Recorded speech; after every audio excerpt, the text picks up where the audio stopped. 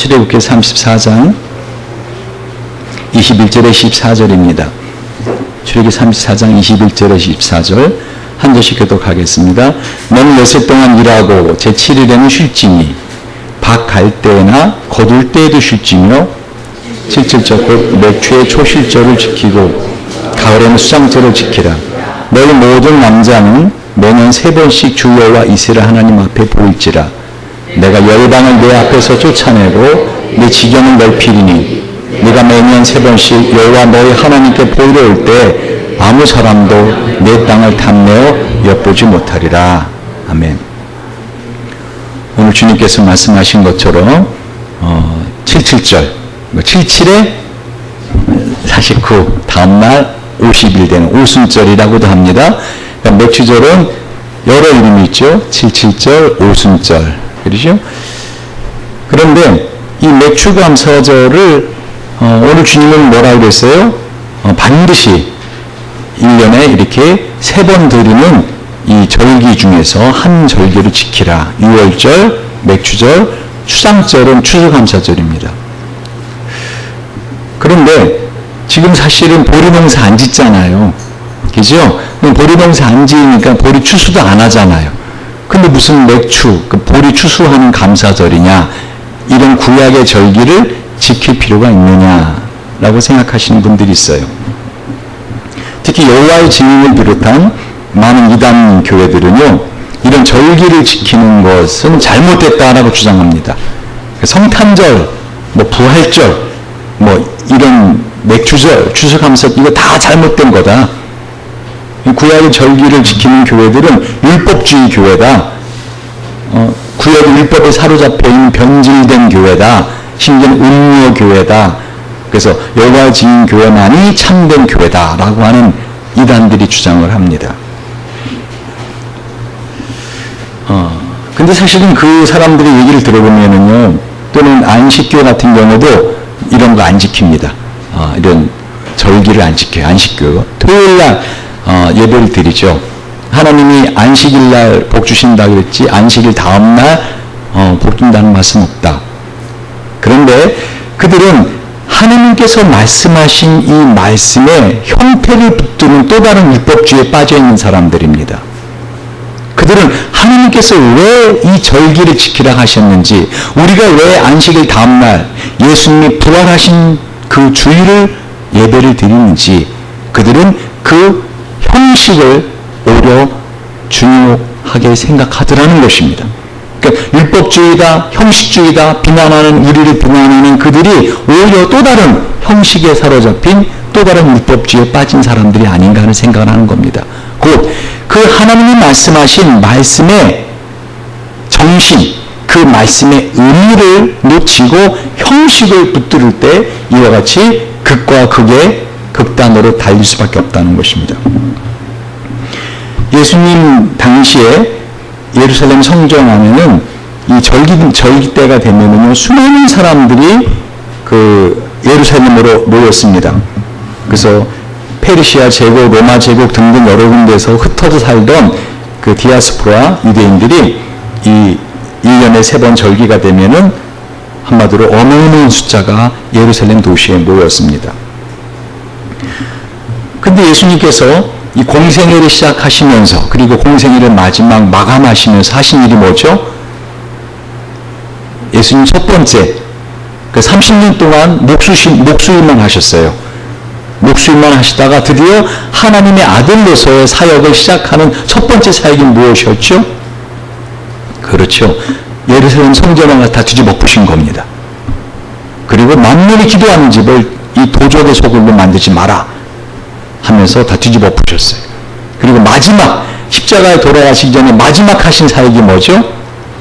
동일하게 예루살렘 성전에 가셔갖고는 그곳에 장사하고 그곳에서 양을 팔고 그렇게 성전 세금을 내기 위해서 환전을 하던 사람들의 그 환전상을 다 뒤집어 부시고, 막 그때는 채찍을 드시고 막 채찍으로 후려치시면서 내 아버지 집은 만민이 기도하는 집인데 너희가 도적의 소굴로 만들었다.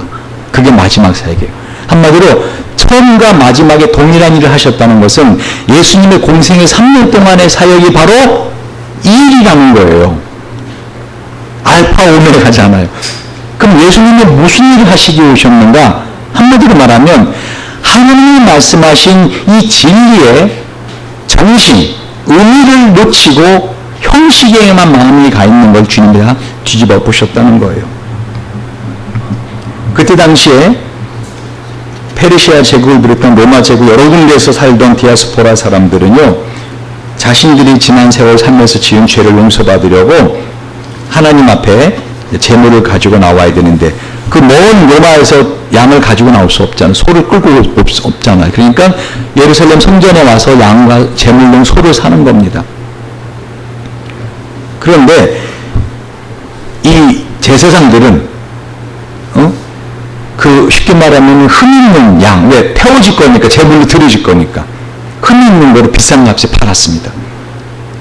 그래서 이 성경의 구약 성경의 마지막 말라기서 1장 6절 8절을 보면은요, 내 이름을 멸시하는 제사장들아, 나 만군의 여호와가 너에게 이르기를 아들은 그 아비를, 종은 그 주인을 공경하나니 내가 아비일진데 나를 공경함이 어디 있느냐? 내가 주인일진데 나를 두려워함이 어디 있느냐? 하나 너희는 이르기를 우리가 어떻게 주 이름을 멸시하였나이까 하는도다. 너희가 더러운 떡을 나의 단에 드리고도 말하기를 우리가 어떻게 주를 더럽게 하였나이까 하는도다. 이는 너희가 주의 상은 격렬히 여길 것이라 말하는 이남이니라. 만군의 여호와가 이른다. 너희가 눈먼 희생으로 드리는 것이 어찌 악하지 아니하며 저는 것 병든 것으로 드리는 것이 어찌 악하지 아니하냐. 이제 그것을 너희 성독에게 드려봐라. 그가 너를 기뻐하겠느냐 너를 간합하겠느냐. 말라기 1장 6절에서 8절 말씀인데요, 한마디로 제사장들은 이 멀리 살던 디아스포라 사람들이 제물을 하나님께 드리기, 죄를 용서받기 위해서 제물을 샀는데 그 제물을 흠이 있는 걸로 하나님께 제물을 드렸다는 거예요. 그게 싸니까. 싸게 사서는 비싸게 파는 거죠. 그리고는 자기의 이익을 착복하였습니다. 그래서 예수님이 어떻게 분노하신 거죠. 왜 이렇게 예수님 분노하셨는가? 한마디로 이스라엘 백성, 하나님의 백성들이 하나님 앞에 죄를 용서받을 수 있는 길을 원천적으로 봉쇄했기 때문에 흠이 있는 제물을 드리면 그 제물을 드린 사람의 죄는 용서받지 못합니다. 그때 당시 예루살렘 사람들이 상주 인구가 약 2만 명에서 3만 명이었어요. 예수님 당시 2000년 전에. 근데 이 절기 때가 되면은요, 세계 각지에서 20세 이상의 남자들이 모여드는데 30만 명에서 50만 명까지 모여들었어요. 평상시 2만에서 3만 명이던 도시 인구가 30만 명에서 50만 명으로 어마어마한 숫자가 세계에서 몰려듭니다. 그리고 그곳에서 약 한 주간 또는 한 달 동안 절기를 지키면서 그렇게 예물을 드리기도 하고 그렇게 하나님 앞에 자신의 나름대로 신앙생활을 하고 돌아갔습니다. 그래서 그때가 되면은 예루살렘 성에 살고 있던 대제사장과 바리새인들은요, 이 절기가 시작되기 전에, 이런 맥주절이나 이런 절기가 시작되기 전에 예루살렘으로 들어오는 길을 보수했고요, 다리를 보수했고요. 그리고 지금도 가보시면 그렇지만 예루살렘 성에 들어가는 입구에 성 옆에 어마어마한 큰 공동묘지가 있어요. 지금도. 그래서 거기에다가 횟가루를 뿌렸습니다. 왜? 부정함을 없애려고, 정결하게 하려고 횟가루를 쫙 뿌리고 이제 외국에서 오는 디아스포라 유대인들을 맞이한 것이죠. 근데 예수님께서는 마지막 십자가에 죽으시기 전에, 중요한 말씀이에요, 마지막 십자가에 죽으시기 전에 유월절 만찬을 하시면서 이런 말씀을 하셨어요. 진실로 너희에게 이르니 내가 포도나무에서 난 것을 하나님 나라에서 새 것으로 마시는 날까지 다시 마시지 아니하리라 하시니라. 마가복음 14장 25절에. 그러니까 우리가 절기, 구약의 절기를 지키지 말아야 된다, 이런 맥주절, 성탄절, 부활절 이런 거 지키면 안 된다라고 주장하는 사람들이 주장하는 근거가 여기에 있습니다.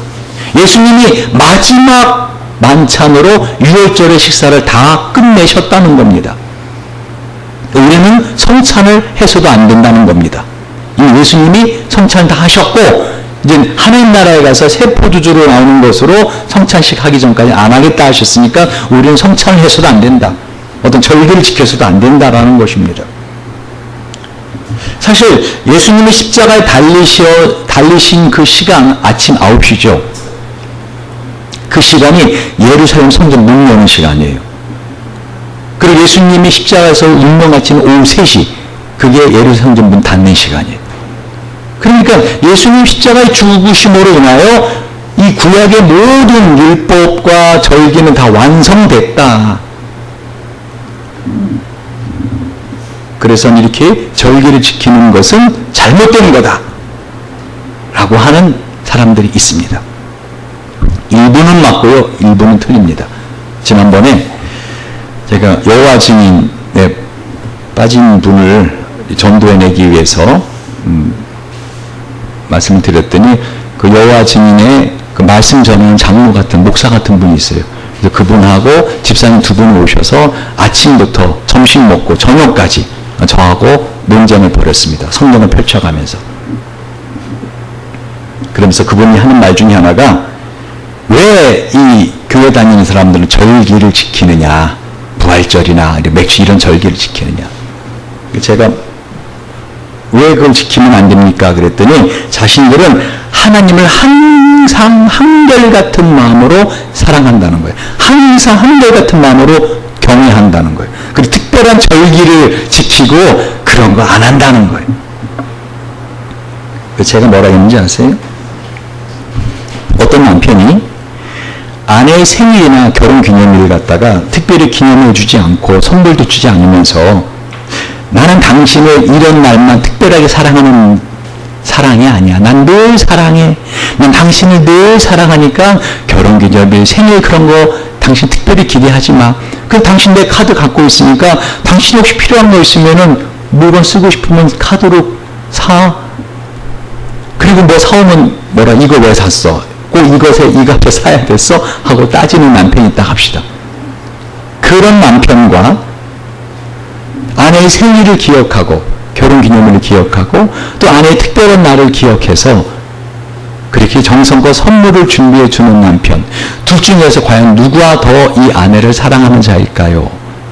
그러자 그 여호와 증인 장로님이 그거에 두 번째 사랑이 맞네요. 제가 뭐라 하는지 아세요? 하나님도 동일하십니다. 하나님도 우리와 같은 마음입니다. 왜? 우리가 하나님의 형상으로 지음받았기에. 우리가 성탄절, 부활절, 이런 맥주절, 어떤 이런 고난절 이런 걸 지키는 이유가 이 구약의 절기를 지키기 위한 형식을 붙드는 게 아니라 하나님을 특별한 날로, 특별한 의미로서 기억하고 이 날을 우리가 지키고 하나님께 우리의 마음을 드리는 것입니다. 하나님을 진심으로 사랑하고 경외한다면 어때요? 이렇게 특별한 절기 때 감사의 마음을 담아 드리는 것, 전 잘못되었다고 생각하지 않습니다. 그러니까 맥주절 지키는 게 옳아요? 틀려요? 옳은 겁니다. 자, 그렇다면 도대체 우리가 왜 맥주절을 지켜야 되느냐? 이 맥주절 의미가 뭐냐를 아셔야 여러분, 맥주절이라는 형식을 붙드는 것이 아니라 그 정신을 붙드는 겁니다. 그래서 오늘 제가 넥타이도 안 하고 주일 설교를 넥타이 안 하는 건 처음인 것 같아요. 그리고 가운도 안 입고. 왜? 형식을 보지 말고 내용을 좀 보시라고 의도적으로 제가 이렇게 한 겁니다. 근데 여러분 중에서 그러면 평상시 목사님 설교하는 것은 그 내용은 안 하시고 형식만 붙드신 겁니까? 라고 또 따지고 들어오시는 분 있으면, 혹시 그렇게 말하는 분 두 분만 있으면 머리 서로 대고 있으라 할 거야. 그럼 맷돌 되거든요. 무슨 말 이해가 안 되면 넘어가세요 그냥. 그래서 그런 혹시 생각하시는 건 없으시죠? 왜 목사님 넥타이 안 매셨는가? 그럼 예전에 했던 설교는 다 형식만 붙들은 거였는가? 정말 자꾸만 그렇게 생각하면은 넥타이 안 맨 것 때문에 마음에 시험이 되면 어떡한다고, 제가 여러분 대단하다고 할 거라고요. 대가리가 단단하다고. 돌머리니까. 뭐를 의미하는가 생각하란 말입니다. 어떤 걸 말하려고 하는가? 왜 우리가 맥주절, 우리가 보리농사도 짓지 않는 사람들인데 왜 보리를 추수한 이 맥주절을 감사절기를 지내는가? 이 의미가 뭔가를 여러분이 아셔야 된다는 것입니다. 77절 오순절에 가지 않았습니까?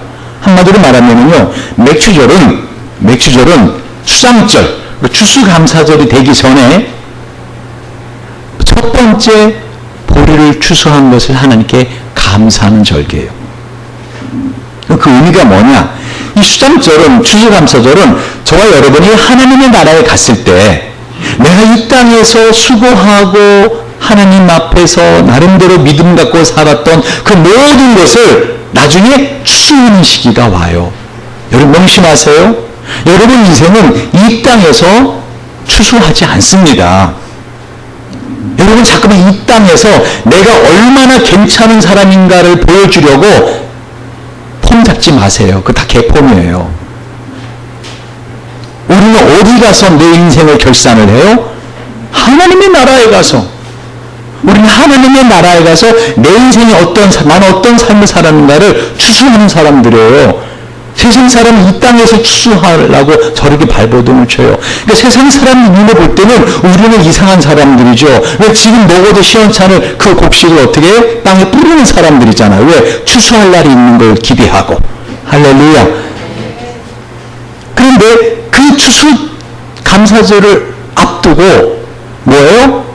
이 고난절, 유월절을 지나서 오늘 맥주절 중간에 성령 임재하시는 오순절로 지내는 거예요. 근데 왜 그거를 맥주, 첫 번째 보리 농사로 하나님께 드리는가? 그 의미를 생각해 보라는 것입니다. 설명을 드릴게요.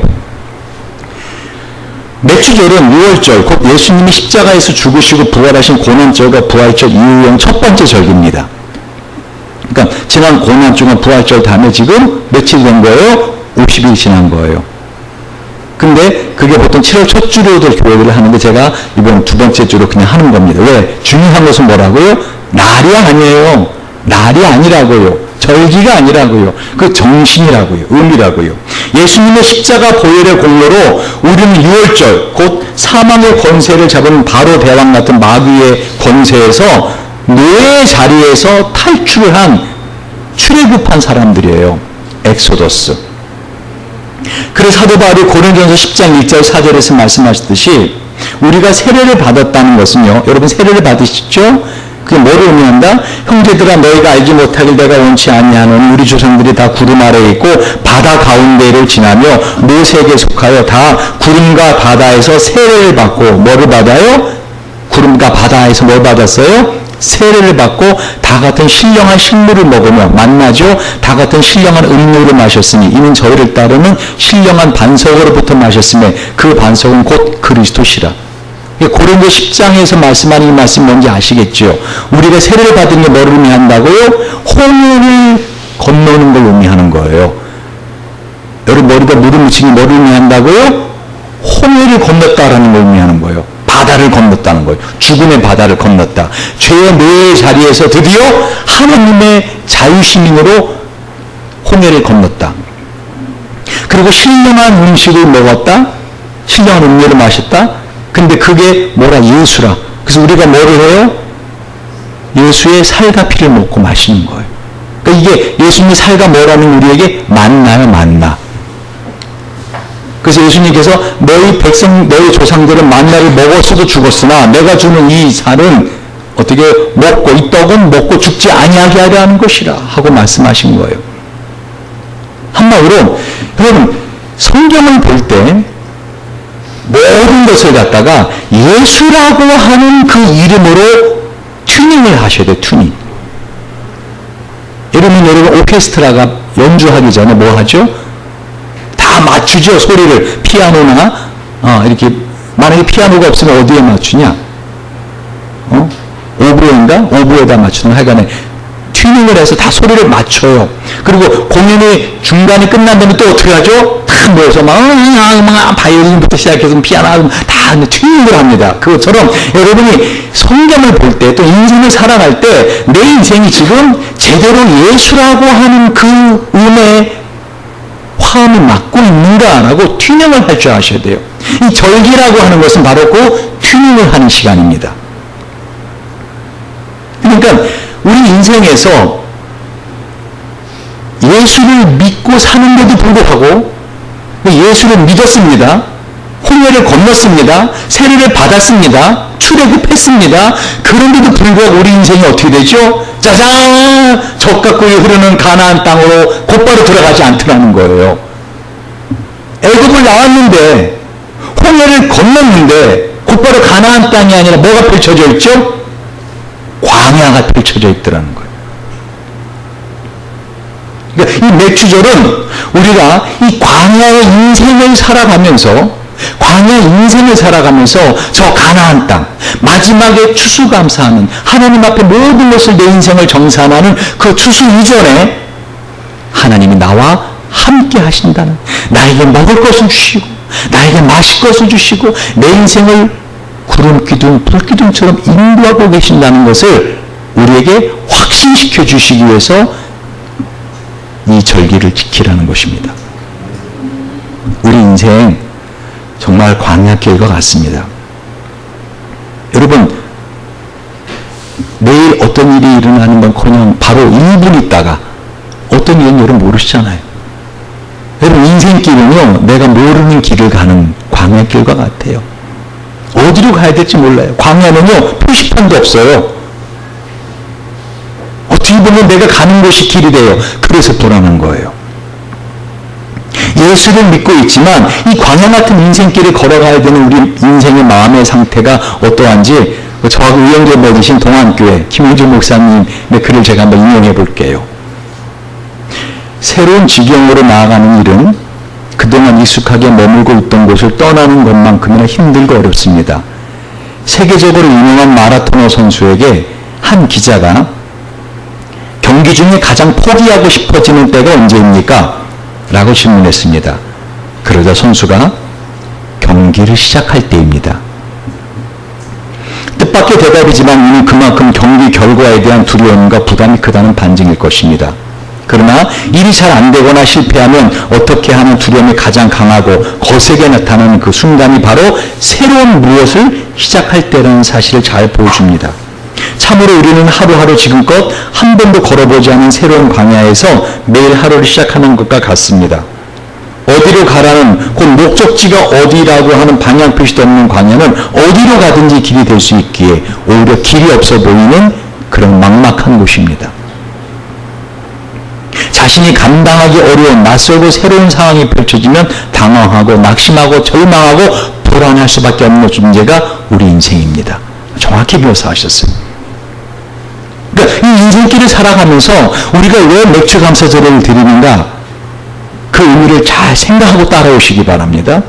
왜 하나님이 이 광야길을 살아가면서 우리에게 맥주 감사절을 드려야 하는가? 이 맥주 감사 무슨 말로, 다른 말로 뭐라고요? 여러분 주보 칼럼에 적어놨잖아요.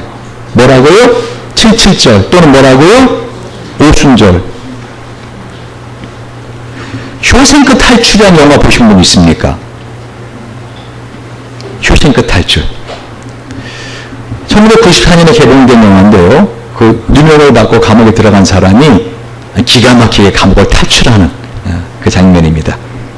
근데 그 영화에 보면요, 그 주인공은 아닌데 제가 그 영화를 보면서 가장 공감했던 그 사람 중에 하나가 브록스라고 하는 그 50년 동안을 교도 생활했던 종신형을 받은 나이 많은 죄수예요.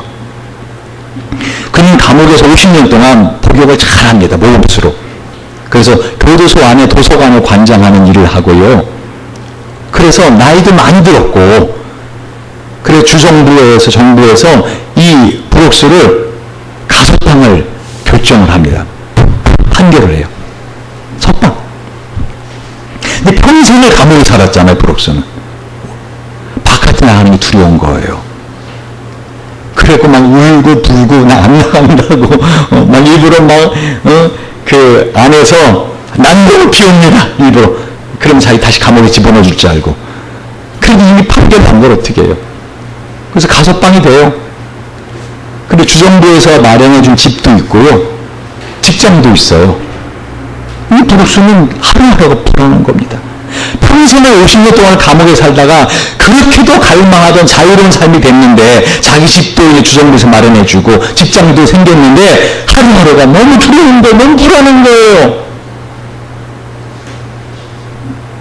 결국은 그 자유와 그 노예는 행복하게 살 수 있잖아요. 남은 생일. 그 낯선 상황을 견디지 못하고요, 이 불안함과 두려움에 목을 매달아 자살합니다. 그리고 목을 매달아 자살한 그 대들보 옆에다가 브룩스 was here, 브룩스가 여기 있었다 라는 글을 새겨놓고 죽습니다. 이게 인생 아니겠습니까? 하나님은요, 저와 여러분에게 정말 가슴이 두근두근할 정도로 이제까지 생각하지도 못했던 놀라운 반전의 시간들을 준비해놓고 있어요. 할렐루야. 지금까지 실패인 것 같아요. 완전히 바닥을 친 것 같아요. 그럼 기뻐하고 즐거워하세요. 이제까지 자신의 인생에서 한 번도 경험하지 못했던, 자신이 이제까지 누리지 못했던 놀라운 행복과 자유의 시간이 앞에 남아있다는 거예요.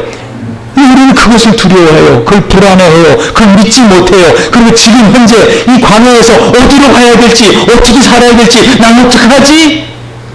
라고 광야에서 마치 어디로 가야 될지 몰라 쩔쩔매는 어린아이같이 두려워하고 있어요.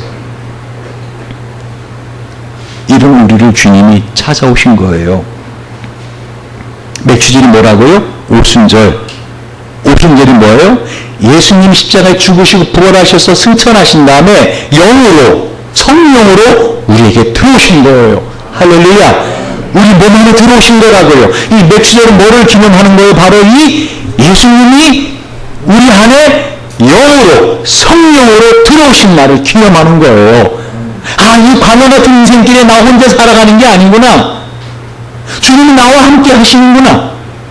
할렐루야. 이걸 잊지 말라고 맥주절을 지내게 하시는 거예요. 제자들이 얼마나 두려워했는지 몰라요. 예수님 십자가에 죽고 나서. 그리고 예수님 부활하셨지만 40일 함께 계시다가 하늘로 승천하시되 제자들은 다시 가시는구나. 예수님 뭐라고 하셨죠? 그 전에 두려워 말라. 내가 다시 올 것이다. 어떤 형태로 오신 거 이제는 육신을 입고 오신 게 아니라 영으로 저와 여러분 안에 계신 걸 믿으시기 바랍니다. 그래서 이 오순절 날을 이미 이름에 저희가 다 같이 한 곳에 모였더니 호련히 하늘로부터 급하고 강한 바람 같은 소리가 있어 저희 앉은 온 집에 가득하며 불이 혀같이 갈라지는 것이 저희에게 보여 각 사람에게 임하여 있더니 저희가 다 성령의 충만함을 받고 성령이 말하게 하심을 따라 다른 방언으로 말하기 시작하니라. 사도행전 2장 1절에 사전에 이 말씀이 뭐냐면은요, 왜 급한 바람같이 불꽃이 있는가 하면은 한마디로 예수님께서 이 광야 같은 인생길에서 어떻게 살아가야 될지 모르는 하나님의 백성들에게 구름기둥으로 불기둥으로 임재함 같은 하나님의 임재를 보여준 거예요. 할렐루야. 여러분 만에 방언하시는 분 계십니까? 그럼 방언을 하는 거에 기뻐하기보다는요, 내가 방언을 할 수 있다는 내 안에 성령이 계시다라고 하는 그거를 확증받은 것에 기뻐하셔야 됩니다. 왜 이 방언은요, 노아의 홍수가 생긴 이후에 100년 지나서 BC 2200년경에 그렇게 두려워하던 노아의 자손들이 바벨탑을 짓고 성을 쌓거든요. 근데 하나님이 그 이전에 이 하나님의 백성들에게 언약을 세워주세요. 창세기 9장 9절 13절에 내가 내 언약을 너희와 너희 후손과 너희와 함께 모든 생물 곧 너희와 함께한 새와 가축과 땅의 모든 생물에게 세우리니 방주에서 나온 모든 것 곧 땅의 모든 짐승에게니라. 내가 너희 언약을 세우리니 다시는 모든 생물을 홍수로 멸하지 아니할 것이라. 땅을 멸할 홍수가 다시 있지 아니하리라 하시면서 내가 내 무지개를 구름 속에 두었나니 이것이 나와 세상 사이 언약의 증거니라. 무지개까지 주시면서 약속을 하신 그 약속으로 다시 돌아갔다는 거예요. 왜? 사람들의 언어가 달라진 것은 바벨탑 이유거든요. 그러니까 방언을 했다는 거 세계 각 나라 말로 언어로 했다는 거거든요. 지금 우리가 말하는 이 방언이 아니라 디 어렵통이 아니라 foreign language 외국어를 말했다는 거예요. 그때 당시에는.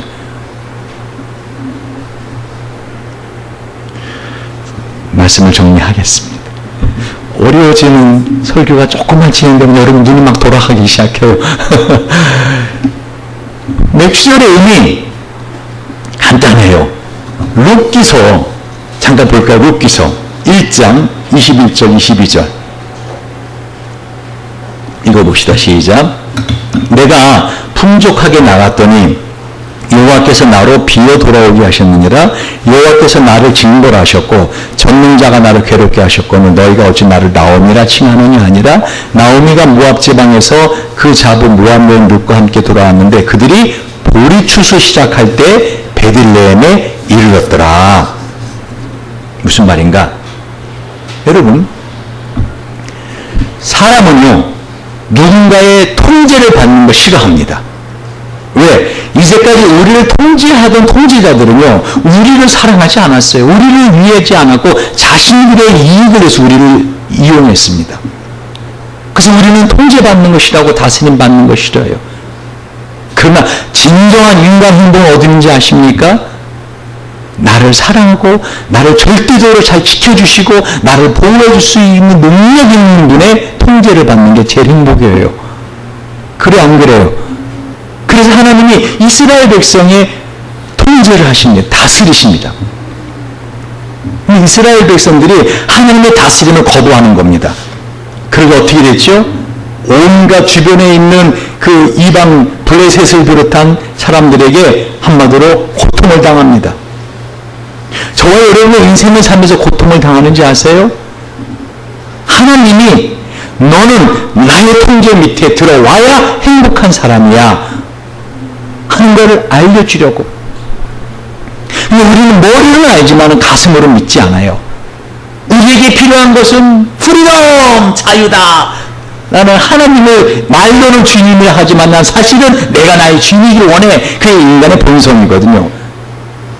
근데 그렇게 살면 너는 고통받을 수밖에 없어 하는 것을 하나님이 알려주시고 하나님의 절대적인 통제, 하나님의 절대적인 인도하심을 우리가 의지하도록 우리 인생에서 고통을 허락하시는 거예요. 얼마나 이 사사시대 이스라엘 백성이 고통스럽게 살았는가 하면은요, 한마디로 집에 살지도 못했어요. 토굴 속에 숨어 살았어요.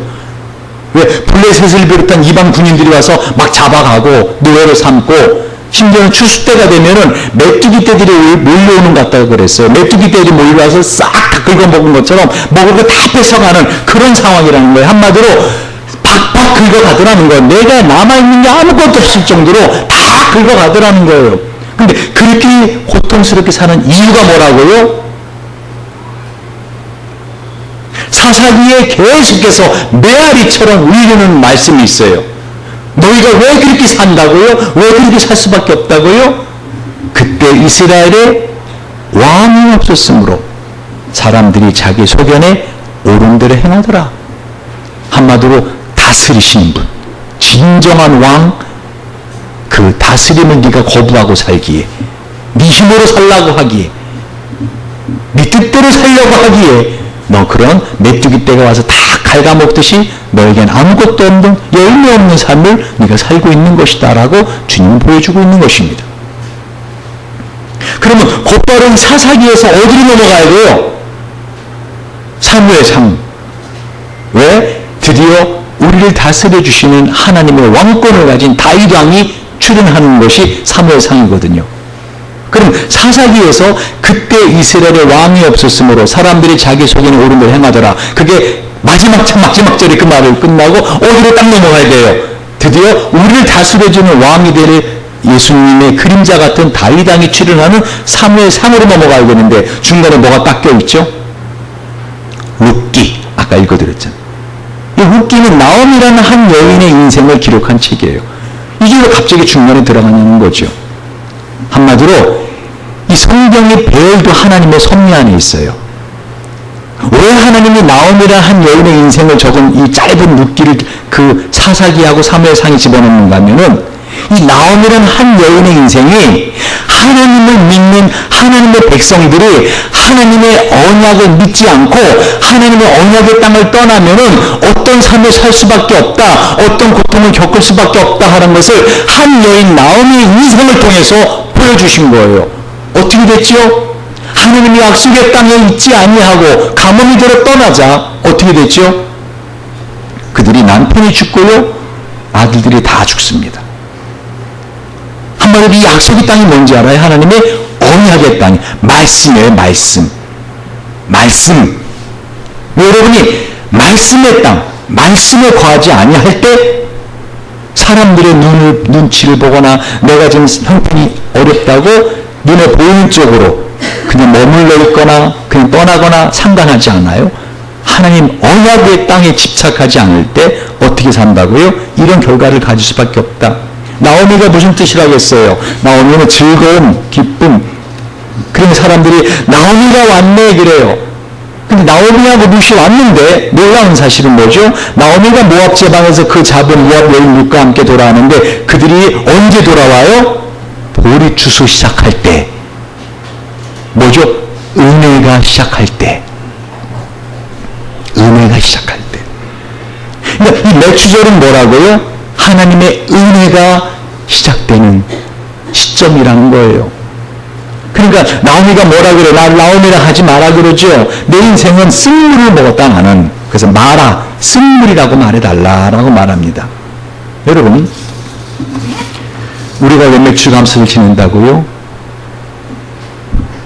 이 광야 같은 인생을 살아가는데 출애굽한 다음에 영원한 하나님의 나라, 천국, 가나안, 적각꿀이 흐르는 가나안, 거기 들어가기 전에 광야 같은 인생을 살아가는데 하나님이 나와 함께 하신다는, 구름기둥, 밤에는 불기둥 나와 함께 하신다는 것을 우리가 머리는 알지만 가슴으로 느끼지 못하거든요. 그러니까 이렇게 절기를 정해놓고 깨달으라고. 너 홀로 사는 인생 아니야. 마치 광야 인생길에 구름기둥, 불기둥으로 하나님 인도하신 것처럼 내가 너와 함께 하고 있어. 여러분, 우리는 정말 앞으로 1분 후의 일을 알지 못하는 소경과 같아요. 인생길을 걸어가는데. 그래, 안 그래요? 그럼 여러분 소경이라 할 때, 자, 두 가이드 중에서 누구의 가이드를 받고 싶어요? 한 사람은요, 설명을 자세히 해줘요. 앞에 약 150m 앞에 웅덩이가 있어요. 웅덩이 크기는 얼마고요? 오른쪽 몇 번 걸어가야 돼요. 그리고 또 50m 앞에 전봇대가 있어요. 거기서 왼쪽으로 길을 거셔. 쫙 설명을 해주는 가이더. 그리고 설명해주고 가세요. 이제 걸어가세요. 하는 가이더. 그런 가이더하고 같이 가고 싶어. 인생길을 가고 싶어요. 이 가이더는요, 뭐라 그래요? 알 필요 없어요. 제 손만 잡고 따라와요. 제가 가는 데 따라와요. 여러분, 어떤 가이드하고 이 인생 광역길을 가고 싶어요? 여러분, 소경이라면. 손잡고는 같이 가죠. 근데 설명도 안 해줘. 앞으로 어떻게 될 거라고. 그냥 따라오래, 그냥. 내가 왼쪽으로 하고, 내가 책임져서 내가, 당신 넘어지지 않게 내가 해준대. 넘어지더라도 내가 다 알아서요. 내가 해준대. 그게 맥주절이에요. 성령이 우리 안에 들어오시겠다는 거예요. 할렐루야. 들어오셨다는 거예요. 우리 안에 들어오셨다는 거예요. 왜 우리가 맥주절을 지킨다고요? 바로 이 광야 같은 인생길을 살아가면서 6월절 지나고 고난절, 부활절 지나고 50일 지난 다음에 주님이 나와 함께 하신다. 주님 나와 함께 하신다. 아직 가을이 안 됐어요. 아직 올해가 마감이 안 됐어요. 내 인생이 아직 마지막이 아니에요. 내 인생의 마지막 추수가 아니에요. 그러나 이 7월을 지나면서, 이 한 해의 반을 지나면서 내 인생이 나 홀로 살아가는 인생이 아니라 내가 불안하고 두렵고 앞으로 어떤 일이 벌어질지 모르고 지금 벌어지는 일도 내 힘으로 어떻게 할 수가 없을 것 같아서 힘든 상황이 계속되지만 내가 한 가지 분명히 아는 사실이 있는데 내 안에 성령 하나님이 계시더라는 거죠. 내 안에 예수의 영이 계시더라는 거죠. 내 안에 그분이 나와 함께만 하신다면 나의 남은 인생길을 걸어가는 데 있어서 나는 어떻게 해요? 인내할 수 있다는 거죠. 소망을 포기하지 않을 수 있다는 것이죠. 그게 맥주감사절의 의미입니다. 마지막으로 예화 하나 말씀 듣고 말씀을 맺을게요. 베트남 전쟁이 한창이던 1960년대 중반에서 1970년대 초반, 일본군의 하노이 힐턴 전쟁 포로 수용소에 짐 스톡데일이라고 하는 미군 최고의 장교가 잡혀 있었어요. 포로로. 8년이라는 긴 세월 동안에 이 스톡데일 장교는요, 참혹하고 잔인한 고문을 20회 이상을 고문을 당했어요. 거의 죽음 직전까지 가는 고문을. 결국 그는 삶을 포기하지 않았고요, 포로 수용소에서 석방되어서 무사히 귀국할 수 있었어요. 그는 그 포로 수용소에서 그냥 견딘 게 아니었어요. 그 지옥 같은 하루하루 삶 속에서 어떻게 하면 이 고통스러운 고문 가운데서도 살아남을까 하는 생각을 하고 연구를 했어요. 그리고 다른 미군에게 그 사실을 알려주기도 했어요. 고문에서 살아나는 법. 또는 각 포로들이 다 격리되어 있었거든요. 스톡데일 장교는요, 사람이 격리되어 있는 것만큼 사람을 위축되게 하고 두렵게 하는 게 없어요. 격리된 상황에서 서로 의사소통할 수 있는 하나의 그런 통신수단 방법을 개발합니다. 소리 같은 걸로. 그래갖고 서로 격리하게 해줘요. 그가 귀국했을 때 기자들이 물어봤습니다. 어떻게 그런 상황에 살아남을 수 있었습니까? 자기 자신 한 번 추스리기도 힘든 그 상황에서, 그거 생존하기도 힘든 곳에서 어떻게 다른 사람들을 도울 생각을 할 수 있었습니까? 이 짐 스톡데일 장교가 뭐라 하는지 아세요? 어려운 일을 만났을 때 가장 중요한 것은 난관이 있느냐 없느냐, 지금 이 문제가 얼마큼 어렵느냐 안 어렵느냐, 내가 이걸 할 수 있느냐 없느냐, 그게 아니라는 거예요. 내가 이 일을 어떻게 대처해야 하는가. 아무리 힘들어도 살아남을 수 있다는 믿음을 붙잡는 동시에 냉혹한 현실을 똑바로 직시하면 우리는 어떤 상황도 이겨나갈 수 있습니다. 무조건 잘 될 거야, 나는 석방될 거야, 이런 긍정적인 사고를 하라는 게 아니에요. 현실을 인정하라는 거예요. 자기 연약함을 인정하고, 그리고 현실을 똑바로 바라보고 어떻게 하면 이 난관을 내가 하나님의 은혜로 극복해 나갈 것인가 하고 분명히 기도 제목을 가지고 전진하라는 거예요. 제가 여러분에게 이 매출 감사절 헌금 그냥 드리지 말고 뭐 해갖고 오라 그랬죠? 기도 제목은 몇 가지? 2가지 포인트 적으라겠죠. 이유는 뭐 제가 그거를 가지고 남은 요 한 해 동안 제가 계속 기도하겠다, 집중하겠다고요. 왜 기도 제목을 명료히 적지 못하는지 아세요? 믿지 않기 때문이죠. 말로는 하나님이 나와 함께 하신다고 말을 해요. 하나님은 놀라운 능력을 갖고 있다고 말을 해요. 그러나 사실은 믿지 않아요. 그러니까 분명한 명료한 기도 제목을 못 드리는 거죠. 또는 아이고 뻔뻔해서 내가 지은 게 죄밖에 없는데 하나님이 잘해드린 것도 없는데 이건 너무 뻔뻔한 기도 제목 아닌가? 원래 우리 인생은 하나님의 은혜 가운데 사는 거 아닌가요? 은혜는 받을 자격이 없는 사람들이 받은 거 아닌가요? 여러분, 이 짐 스톡데일 장교가 이런 말을 마지막 했어요.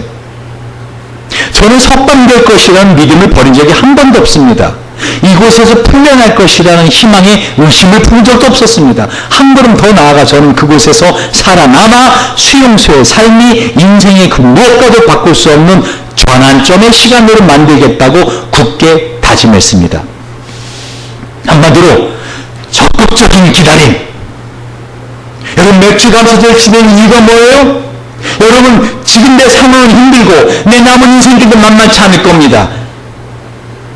그러나 우리가 한 가지 분명히 확신하는 것이 있는데, 나와 함께 하신 하나님은 전능하신 하나님이라, 얼마나 파워를 가지신, 어떤 것이든 가능하게 하시는 힘을 갖고 계신 하나님이라, 하나님을 사랑하는 자, 곧 그 뜻대로 부르심 입은 자들에게 모든 것을 합력해서 최선의 것을 이룰 수 있는 능력을 가신 하나님이라는 사실을 절대 의심하지 않고 살아갈 때, 하나님 우리에게 어떻게 하신다고요? 나와 함께 하시는 그 증거의 표적들을 보여주시는 분이시라는 것입니다. 기도하시겠습니다.